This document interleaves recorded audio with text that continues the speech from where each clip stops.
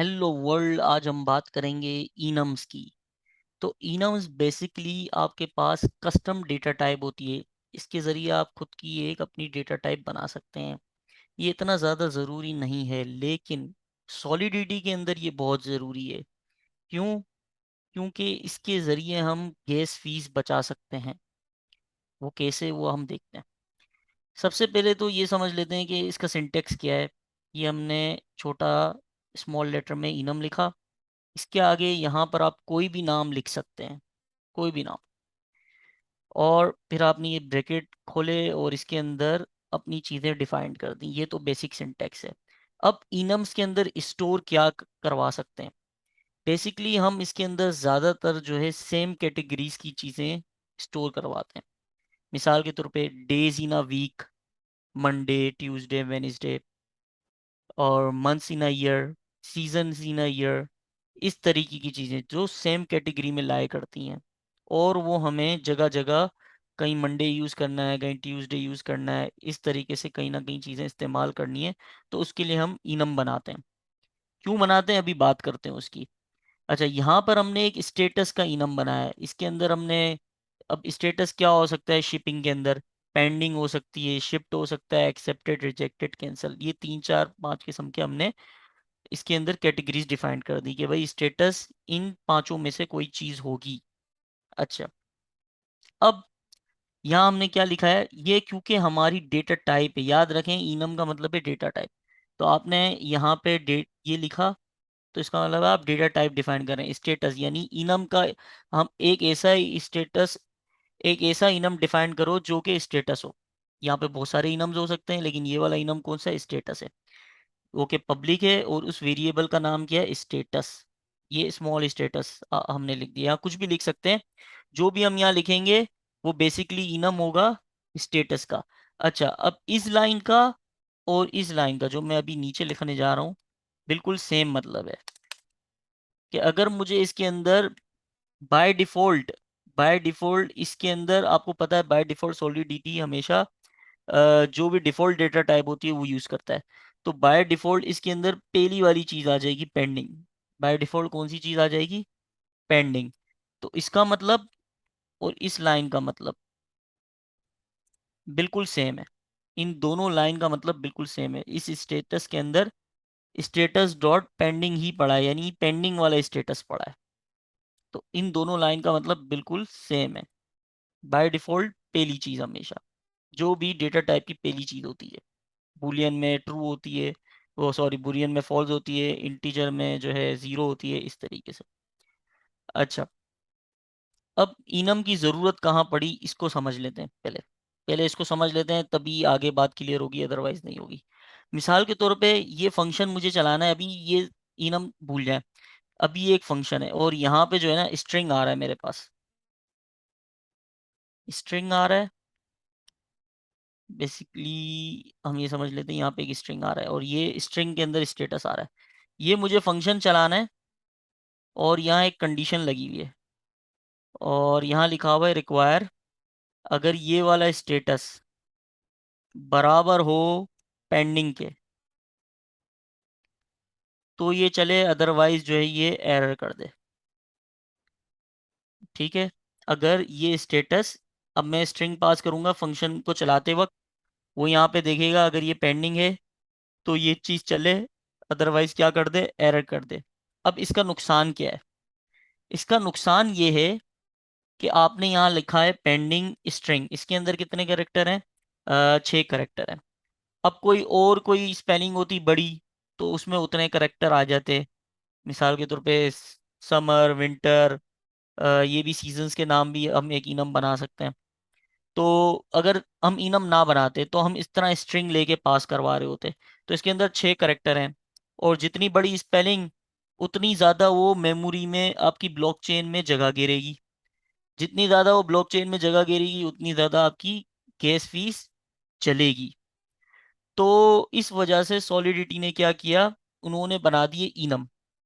Enum से क्या होता है कि आप यहाँ पे कुछ भी लिख रहे हैं, पेंडिंग, शेप, कुछ भी, बाय डिफॉल्ट वो उसके पीछे एक नंबर असाइन कर देता है। जो पहली चीज होगी, जो पहला आपका जो भी कैटेगरी का एलिमेंट होगा, वो उसको 0 असाइन कर देगा, दूसरे को 1, तीसरे को 2, और जिस तरह आप आगे बढ़ते जाएंगे उस तरह खाली उसके पीछे एक नंबर डिफाइन कर देगा वो। तो अगर आप पेंडिंग, अब यहाँ पे तो 5 कैरेक्टर हैं, लेकिन अगर मैं इसको इनम बना दूं, अगर मैं इसको इनम बना दूं, तो अब इसके पीछे कितने नंबर, अब इसके पीछे क्या है, अब इसके पीछे सिर्फ और सिर्फ एक नंबर है। या तो 0 होगा, 1 या 2 या 3, कुछ भी हो इसके अंदर। मैं कुछ भी पास कर दूं, पेंडिंग, शिफ्ट वगैरह, मुझे कुछ भी बताना है तो मैं उसे एक नंबर के जरिए बताऊंगा, यू एंड के जरिए बताऊंगा। उसे मैं एक नंबर के जरिए बताऊंगा, और वो चेक भी एक नंबर को करेगा। कैसे चेक करेगा वो, जैसे अब मैंने यहाँ पेंडिंग ऐसे लिखा है ना, अब मैं इसको ऐसे लिख सकता हूँ, स्टेटस डॉट पेंडिंग। तो इस तरीके से ये चेक होगा। अब इसके पीछे क्या है, खाली एक नंबर है, तो आपने 5-6 करेक्टर यूज नहीं किए। अब मिसाल के तौर पे ये कंडीशन जो स्ट्रिंग वाली है यहाँ पे लगी हुई थी, अब ये मिसाल के तौर पे हमारे कोड में 100 जगह लगी हुई होती, और 100 जगह पेंडिंग या शेप्ड या एक्सेप्टेड लिखा होता, तो कितनी ज़्यादा हमारी मेमोरी कंज्यूम हो जाती। लेकिन इनम की मदद से क्या हुआ, हमारे पास सिर्फ और सिर्फ एक नंबर, हर जगह एक नंबर स्टोर है। तो इस तरह आपकी मेमोरी ऑप्टिमाइज हो गई। तो उम्मीद है आपको ये इनम के पीछे की लॉजिक समझ आई होगी, भाई इनम इस्तेमाल क्यों कर रहे हैं। इनम की इस्तेमाल का बस यही है कि मेमोरी ऑप्टिमाइजेशन, और चीज़ें सिंपल हो जाती हैं इसके ज़रिए। तो अच्छा, अब इसको मैं हटा देता हूँ क्योंकि ये फिलहाल पार्ट नहीं है। अच्छा, अब ये इनम को गेट कैसे करते हैं, अब मैं देखें बाय डिफॉल्ट मैंने क्या बोला, इसकी वैल्यू क्या होगी, 0 होगी। अच्छा, ये डेटा टाइप है, तो रिटर्न के अंदर हमेशा आपको पता है डेटा टाइप आती है, तो ये बड़ा वाला स्टेटस यहाँ आ जाएगा, क्योंकि यही इसी का हमने इनम बनाया है, और ये डेटा टाइप है। और इसके अंदर बाय डिफॉल्ट अभी क्या पड़ा है, पेंडिंग पड़ा है, तो यहाँ पे ये 0 बताया, 0 भेजेगा, रिटर्न करेगा। तो जब 0 रिटर्न करेगा तो मैं समझ जाऊंगा हाँ भाई ये पेंडिंग है। इसको जल्दी से डिप्लॉय कर लेते हैं ताकि मैं आपको समझा दूं। ये आ गया, और ये गेट गेट का फंक्शन में चलाऊंगा, तो इसने क्या दिया, 0। अच्छा, इसको एक तो चलाने का ये भी तरीका है, दूसरा इसको चलाने का तरीका ये कि मैं स्टेटस डॉट शिफ्ट कर दूं, और अब इसको डिप्लॉय करता हूँ, कंट्रोल एस से सेव करूंगा। शिप नॉट फाउंड और नॉट विजिबल, इसके अंदर तो बाय डिफॉल्ट पेंडिंग, इसके अंदर ये एक वेरिएबल है, और इसके अंदर पेंडिंग जा चुका है, सही है। अगर मुझे इसके अंदर शिप डालना है तो मुझे ऊपर जाके शिप लगाना पड़ेगा इसके अंदर, इसको मेरे को ऐसे करना पड़ेगा, status equals to status dot ship, और अब मैं यहाँ पे स्टेटस डिफाइन करूँगा। ये एरर है कि ये यहाँ पे हमने इसको व्यू लिखा हुआ है, और हम ये मेन स्टेट वेरिएबल के अंदर चेंज करें, तो यहाँ ये कह रहा है कि व्यू नहीं आएगा। अब हमने इसको सेव कर लिया। तो जब भी आपने इनम को एक्सेस करना है तो आप इस तरह एक्सेस करेंगे, जिस डेटा टाइप से आपने इनम बनाया वो, और इसके आगे डॉट शेप। और अगर सेव करना है तो आपको उस इनम का एक वेरिएबल बनाना पड़ेगा। तो उम्मीद है ये बात आपको समझ में आई होगी। अब अगर मैं शिप इसको डिप्लॉय करता हूँ, और इसको चला के अगर आपको यहाँ दिखाऊं, तो अब ये शिफ्ट वाला नंबर देगा। ये क्या हो गया, अच्छा ये स्टेटस, ये यहाँ पे दे रहे हैं, देखें इस स्टेटस के अंदर वैल्यू आ गई, और ये 1 हो गई, शिफ्ट हमारे पास 1 था इसलिए 1 हो गया। अच्छा, क्योंकि यहाँ पे हमने अ, इसके अंदर राइट कर दिया है, तो राइट करते वक्त ये यहाँ पे रिटर्न नहीं दिखाता, ये फिर जब भी राइट करते हैं ब्लॉकचेन के अंदर तो वो यहाँ पे रिटर्न दिखाता है। एक तो ये तरीका था। दूसरा तरीका क्या है, हमें इस इनम को एक्सेस करने का दूसरा तरीका ये, एक तो हमने ये वेरिएबल के जरिए किया, दूसरा अगर हमें वेरिएबल नहीं बनाना तो हम ये करेंगे, डायरेक्ट ये बड़ा इनम लिखा जिससे हमने डेटा टाइप डिफाइन किए, और इसके बाद हम कुछ भी लिख सकते हैं, पेंडिंग, शेप्ड, एक्सेप्टेड, कुछ भी।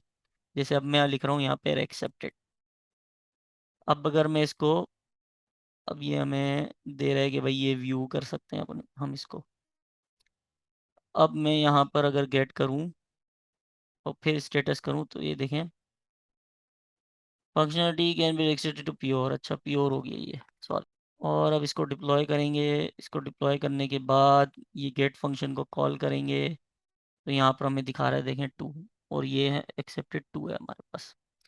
तो हमने वेरिएबल के ज़रिए भी देखा किस तरह इसको हम गेट कर सकते हैं, और डायरेक्टली भी देखा कि डायरेक्टली हम किस तरह इसकी वैल्यू हम ले सकते हैं या रिट्रीव कर सकते हैं। अच्छा, अब अगर पैरामीटर में मुझे इसकी वैल्यू चेंज करनी है, तो मैं जो है यहाँ पे ये देखें, ये डेटा टाइप डिफाइन करी और ये इसका आर्ग्यूमेंट आ रहा है। तो इसके अंदर मैं नंबर डालूंगा, मैं ऐसे नहीं मैं स्ट्रिंग में लिख दूंगा पेंडिंग या एक्सेप्ट या शिफ्ट, नहीं, मैं यहाँ पे नंबर डालूंगा। ये नंबर हमारे इस वेरिएबल में सेव हो जाएगा, ये जो हमारा पब्लिक वेरिएबल है स्टेटस का। और फिर हम इसे यहाँ से गेट कर लेंगे।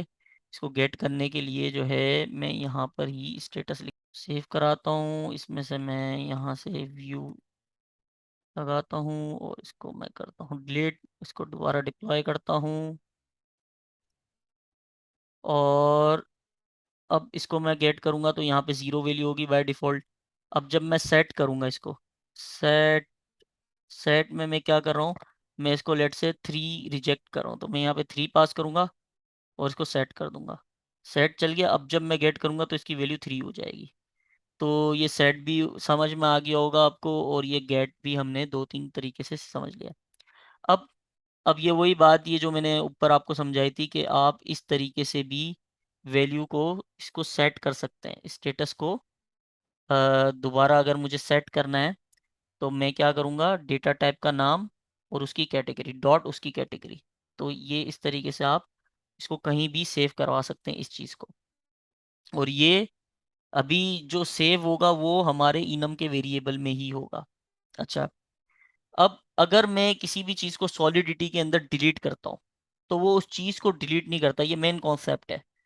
अगर मैं सॉलिडिटी के अंदर कोई भी चीज़ डिलीट करता हूँ तो ये उस चीज़ को डिलीट नहीं करता। ये क्या करता है, उसकी वैल्यू जो बाय डिफ़ॉल्ट होती है वो कर देता है। यानी बाय डिफ़ॉल्ट इसकी वैल्यू क्या थी हमारे स्टेटस की, 0, यानी पेंडिंग स्टेटस में चला जाता था वो। तो ये जब हम इसके आगे डिलीट का कीवर्ड लगाएंगे और आगे उस वेरिएबल को लिखेंगे, तो ये इसको जो है बाय डिफ़ॉल्ट क्या कर देगा, 0 कर देगा। पहले हम ये कैंसिल चलाते हैं और देख लेते हैं। कैंसिल चलाने के लिए मैंने ये कैंसिल चलाया और मैं इसको गेट करूंगा तो इसकी वैल्यू कैंसिल वाली हो जाएगी। कैंसिल क्या है हमारे पास, 4 है, तो गेट कर लेते हैं। ये देखें, ये 4 हो गई। अब मैं इसको रीसेट करूंगा। रीसेट करने पे क्या हो जाएगा, बाय रीसेट करने पे ये डिलीट का डिलीट कॉल करेगा। तो डिलीट से क्या होता है कि वैल्यू हमारी बाय डिफ़ॉल्ट जो होती है वो हो जाती है, चाहे किसी भी वैल्यू पे हम डिलीट अप्लाई करें सॉलिडिटी के अंदर। तो अभी स्टेटस की बाय डिफ़ॉल्ट वैल्यू क्या है, 0। तो इस वजह से डिलीट करने पे भी इसकी वैल्यू क्या हो जाएगी, 0 हो जाएगी। तो मैं इसको रीसेट का फंक्शन कॉल कर लेता हूँ। रीसेट का फंक्शन कॉल किया, अब मैं गेट कर रहा हूँ तो इसकी वैल्यू हो गई 0। तो उम्मीद है आपको इनम समझ में आया होगा। थैंक यू सो मच, मिलते हैं नेक्स्ट वीडियो।